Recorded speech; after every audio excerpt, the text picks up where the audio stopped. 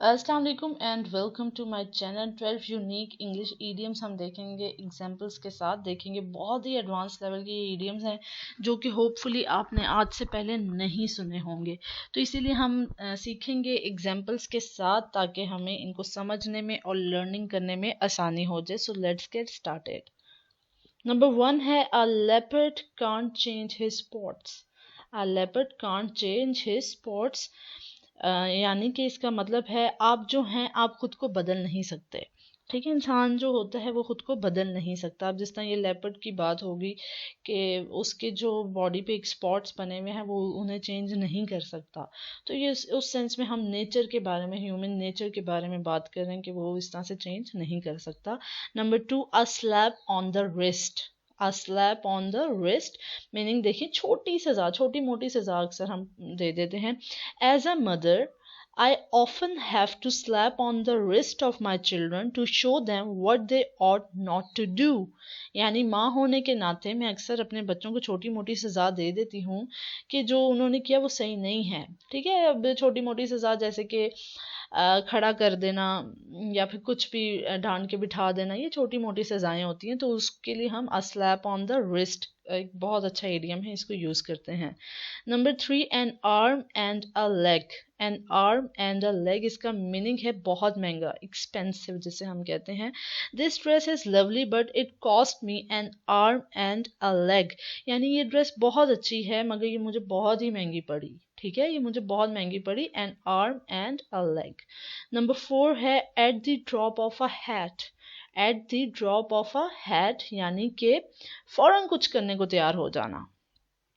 Example देखिए, we are going on holiday at the drop of a hat, यानी हम छुट्टियों पे जाने के लिए फ़ौरन तैयार हो गए। तो इस तरीके से फॉर एग्जाम्पल कोई कुछ वैसी सडनली कोई छुट्टियां आ गई हैं तो बस हमने भी फ़ौरन प्लान कर लिया कि भाई हम भी अब इन छुट्टियों का फ़ायदा उठाएंगे और घूमने जाएंगे, तो उस तरह से ये हो जाता है। ब्लू मून, ठीक है, ब्लू मून मीनिंग है इसका कभी कभार या फिर ना होने के बराबर। एग्जाम्पल देखें फिर एक्सप्लेन करती हूँ। He comes to see me only once in a blue moon, यानी वो मुझे सिर्फ एक ही दफ़ा देखने को आया जो कि ना होने के बराबर है। मिसाल के तौर पे फॉर एग्जांपल कोई डेथ हो गई है किसी के घर, कोई एक बंदा वैसे ही आपका रिलेटिव एक फॉर्मेलिटी के लिए एक दफ़ा आ गया, उसके बाद वो आया ही नहीं, वो भी आया 5-10 मिनट बैठा और चला गया, तो वो एक दफ़े से ब्लू मून वाला हिसाब है, उसका आना ना आना एक ही बराबर हो गया। ठीक है, तो ये उस सेंस में हम इसको यूज़ करते हैं। Number 6, Kock and bull. Kock and bull story. ठीक है, कॉक एंड बुल स्टोरी यानी कि ऐसी कहानी जिस पे यकीन करना मुश्किल हो। ठीक है, ऐसी कहानी जिस पे यकीन करना मुश्किल हो। एग्जाम्पल देखें, she told me some cock and bull story about her car breaking down. She told me some cock and bull story about her car breaking down, यानी उसने अपनी गाड़ी के टूटने के बारे में मुझे जो भी कहानी सुनाई उस पर भरोसा करना, यकीन करना थोड़ा मुश्किल था। कह सकते हैं कि एक ऐसी उसने कहानी सुना दी जो कि बिल्कुल ही अनएक्सपेक्टेड सी लग रही थी, इस वजह से यकीन करना मुश्किल हो गया। ठीक है, number 7, drink like a fish. Drink like a fish बहुत ज़्यादा पीना। ठीक है, I can drink this like a fish because it is my favourite drink. मैं इसको बहुत ज़्यादा पी सकती हूँ क्योंकि मेरी फेवरेट पसंदीदा ड्रिंक है। ठीक है, नंबर 8 है get down to brass tacks. Get down to brass tacks. ठीक है, ये टैक्स नहीं है, टैक्स। ठीक है, तो क्या है इसका मीनिंग, किसी चीज़ के मामले में संजीदा होना। ठीक है, अक्सर हम किसी मामले के मामले में संजीदा होते हैं, फॉर एग्जांपल पढ़ाई के मामले में। तो यहाँ पे एग्जांपल आप देखें, they finally got down to brass tacks and decided the and discussed the issue that was really bothering them। उन्होंने आखिरकार ये फैसला किया कि जो मामला उनके बीच चल रहा है, जो इशू चल रहा है, वो डिस्कशन करके उसको रिजॉल्व करेंगे, क्योंकि उसकी वजह से वो बॉदर हो रहे हैं, परेशान हो रहे हैं, तो इस वजह से वो उसको आपस में बातचीत करके उस मामले को हल करेंगे। ठीक है, नंबर 9 है head over heels.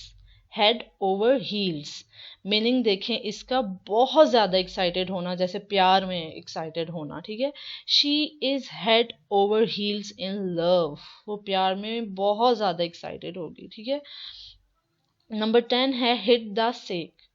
Hit the sack. ठीक है, हिट द सैक, ये सैक है। ठीक है, सैक इसे पढ़ेंगे। हिट द सैक यानी कि सो जाना। सो जाना।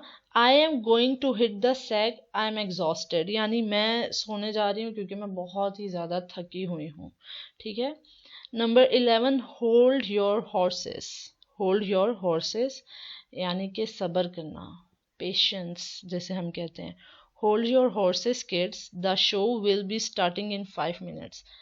बच्चों सब्र करो, शो जो है 5 मिनट में शुरू होने वाला है। लास्ट देखेंगे, out of the blue. Out of the blue meaning देखें कोई चीज एकदम हो जाना। She arrived out of the blue यानी वो एकदम आ गई। अक्सर होता है ना कि घर में मेहमान सडनली आ जाते हैं, बिन बुलाए मेहमान जैसे हम बोलते हैं, तो वो आउट ऑफ द ब्लू वाली सिचुएशन हो जाती है। या कुछ भी ऐसा वाकया सडनली हो जाना, एक बंदा ठीक ठाक है उसकी डेथ होगी, तो वो out of the blue incident है। तो ये था, ये है आउट ऑफ द ब्लू। तो ये थे 12 इडियम्स जो कि बहुत ही इंटरेस्टिंग थे, पर्सनली तौर पे मुझे बहुत यूज़फुल लगते हैं, और इन्हें आप भी सीखें और अपनी डेली लाइफ में यूज़ करना शुरू करें। आपकी स्पीकिंग स्किल्स इंप्रूव होगी। और अगर फर्स्ट टाइम वीडियो वॉच करने में आपको लर्न नहीं होते, वीडियो को दोबारा वॉच करें ताकि आपको लर्न हो। वीडियो पसंद आई हो तो लाइक शेयर कर दीजिए। नेक्स्ट वीडियो में फिर से मुलाकात होगी। अपना बहुत सारा ख्याल रखिए। थैंक्स फॉर वॉचिंग एंड अल्लाह हाफिज़।